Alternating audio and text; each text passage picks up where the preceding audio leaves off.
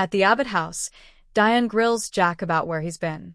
He brags that he found a way to get proof that Victor used the program from the most unlikely of sources. Diane learns that Lily's blown Kane off and he needs a win, so he offered him money for evidence that Victor used the program. Diane's suitably impressed at the irony. She asks if Ashby agreed. Before Jack can answer, Kyle comes in and announces they now have the ultimate bargaining chip. He explains he's had their security team following Victor's men. He's learned that a man from Nick and Sharon's past showed up to torment them. Diane asks what this has to do with Victor. Kyle grins. Just wait until you hear.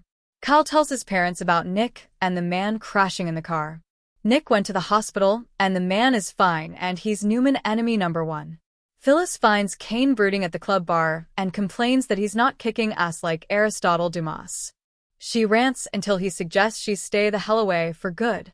Unsurprisingly, Phyllis declines to move along and probes to find out what's going on with him. Returning to her theme, Phyllis goes on about Dumas being a badass. Kane says he's dead. Now leave me alone.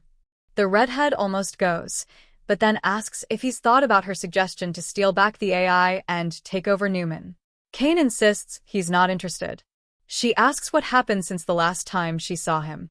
When Kane moves to a table to eat, Phyllis follows. He can't get rid of her no matter what he says, so he finally tells her he and Lily kissed, and then she said she was leaving town to get away from him. Phyllis shakes her head. Lily doesn't want him. She rants about him pining for someone who judges him. Kane instantly regrets bringing Lily up. They go back and forth arguing about his ex until Ashby erupts. Can you just give me a moment of peace, please? Phyllis intones that they can take over the world. What are you waiting for? Kane sighs that she's relentless. Phyllis compares him and Lily to her and Nick. It never works out. She urges Ashby to conquer the world with her. Just then, Maddie texts Kane to ask him to stop calling and texting her and Charlie. This prompts Kane to tell Phyllis about Jack, wanting to team up to force Victor's hand. Phyllis thinks that's great for the Abbott, but not for Kane. Why would he partner with Jack when he has her? At Crimson Lights, Audra runs into Holden and discovers he didn't tell Claire what else happened in Eld. At least not yet. Unimpressed with yet, Audra reminds him if she burns, he burns with her. They rehash the events of the night the creep died. Audra remarks that Holden saved her life, but he clearly regrets it. He was the only good guy she ever met in LA, but the way he's treating her now, it's like that's gone. Holden reminds her she was mean. She regrets that now. Holden understands why Audra was cold but thinks she could have acted like they had nothing to hide. They go over Claire coming into the picture. Audra reminds him they have a bond and history. Why is he trying so hard to score points with Claire? Holden ignores the question and instead complains about Audra having her walls up all the time.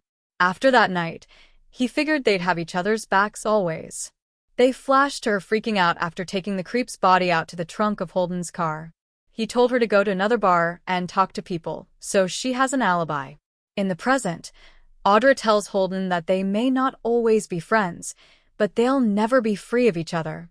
Holden wonders, doesn't this secret wear her down? Talk turns back to Claire. Audra fumes that she doesn't deserve him. Holden declares that he'll keep his mouth shut if she leaves Claire alone.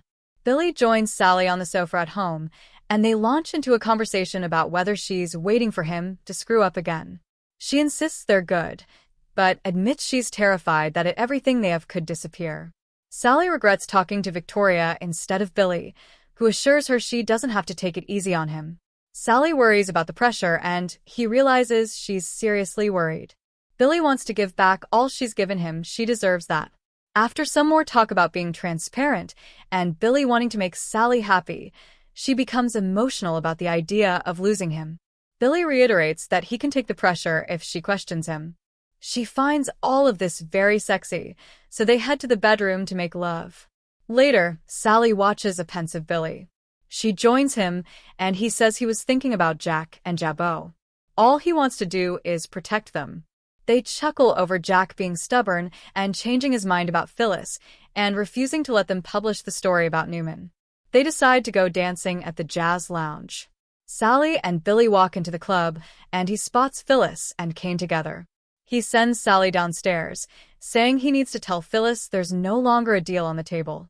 Instead, he eavesdrops as Phyllis urges Kane to join her to pry Newman Enterprises out of Victor's hands. At Crimson Lights, Audra agrees to back off on Claire if Holden keeps their secret. He teases that she caved first, and the atmosphere lightens. Audra trails her fingers along his chest and muses that maybe they can be friends again. Suddenly, there's a little electricity in the air. At the Abbott house, Jack's horrified about Nick's crash. Diane asks Kyle where the man from LA is now. Her son says security did everything right. He pulls out his phone and says, "Come on in." The Abbott goons enter with Matt Clark in tow. Jack gawps. Matt Clark? This bastard is supposed to be dead. He confirms the Newmans wouldn't want this guy walking free. Pulling out his phone, he calls Victor and announces he has Matt Clark. "Perhaps it's time we make a deal."